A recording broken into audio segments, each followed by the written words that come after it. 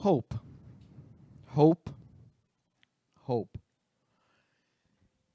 For those that have been regular attendees of Mo Mondays Guelph, you'll know that Angela, my co-host who's eating at the bar, just has a mouthful of food, and I were in Guatemala at the beginning of this year on a mission trip. And that trip really started through a connection over Facebook. Amanda Drexler, who spoke 2 or 3 months ago, was leading a team to Guatemala with an organization out of the States called For the Love of Mateo. I saw the posting. It was on my list of things I wanted to do. And I sent her a message over Facebook and I said, I'm in. I want to do it. And we had a whole conversation where she gave me details and I wasn't really paying attention because I had already made the decision. I was going to Guatemala. I told Angela about it. She said, I want to go. And then one of her friends decided to come as well. And 20 of us, almost virtual strangers, we got together before the trip. We fundraised. We fundraised here, I think in the November, December show where we raised $300 or $400. That was enough money actually to purchase a bed in Guatemala for a family that had been living on the ground for 13, 14 years. And it was on that trip that it impacted most of us, probably 19 out of the 20 people that were on the trip. And we all came back with that question of, how can we do more?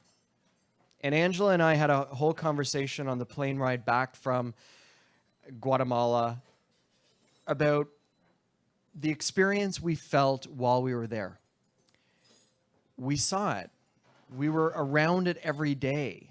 And although I have volunteered for years and I've seen poverty and I've seen loss and I've seen tragedy, when I see it here, I get to go back to my bed at the end of the night where the fridge is full of food and I don't have to worry about sleeping on the ground, sleeping outside, sleeping where there's no heat, where there's no water.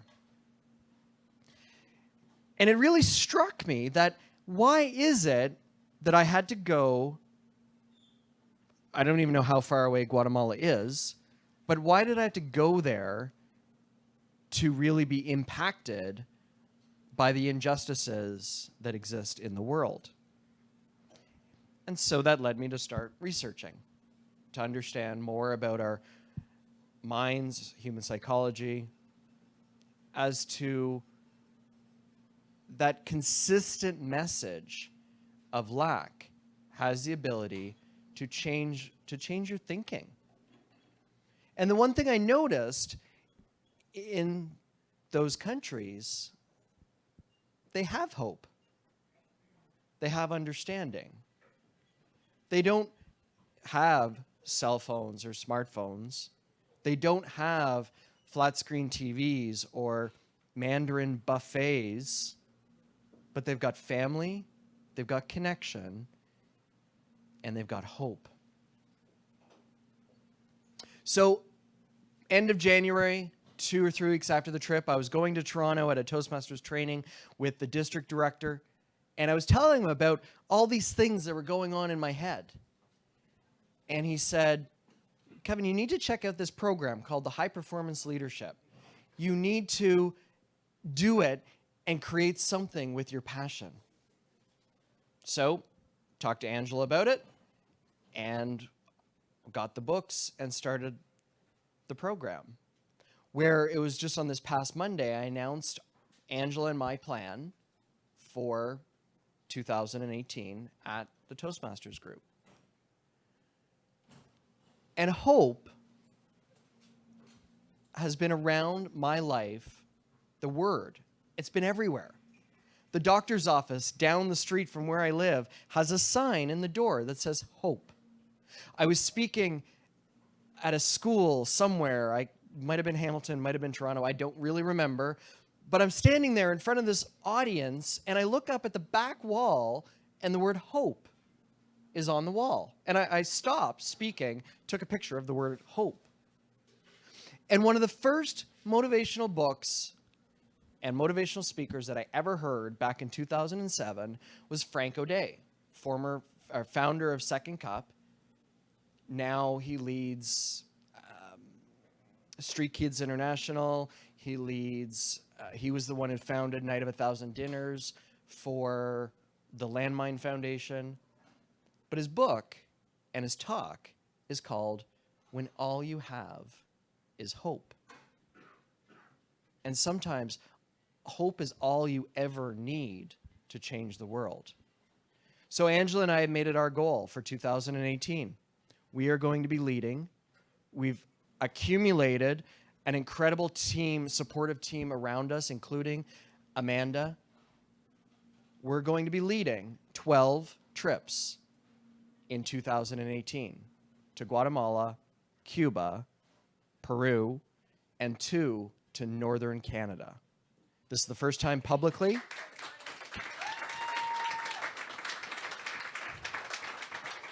We want others to experience what we experienced. And our speaker next month, actually, Diane, I don't believe she made it tonight. She was really trying to be here. She leads teen wellness retreats to take kids out of their me first world where we're comparing our insides to other people's outsides to impact their lives. We live in one of the most beautiful countries in the world, but we have the highest incidence of mental health because we're so focused on what's out there. So more information will be coming. The reason why doing it for 2018 is kind of twofold. I turned 40 at the end of 2018. When I turned 30, I'm a December baby. Nobody ever cares about December babies. Do we have any December babies in the room? We get lost in Christmas. And for my 30th birthday, I decided to throw a party for myself as a fundraiser for the food bank. And it was actually just down this street. 350 people came out and we raised 10 grand for the food bank. It was an absolute incredible event. And I want to do something special to celebrate my 40th. And what better way than to help impact and change other lives? Because I know that Angela and I went on one trip and we came back wanting to do more. And everyone I've ever heard that's gone on a mission trip, they come back saying the same thing. What more can I do? So the saying I use is you can cut open an apple and count the seeds, but you can never count the apples produced from those seeds. And I know that within the Mo Monday community across Canada, we'll be able to plant trees that'll be shade trees for people to sit under for years to come. So thank you for listening to me. Stay tuned. More information will be coming, and let's get on with the show.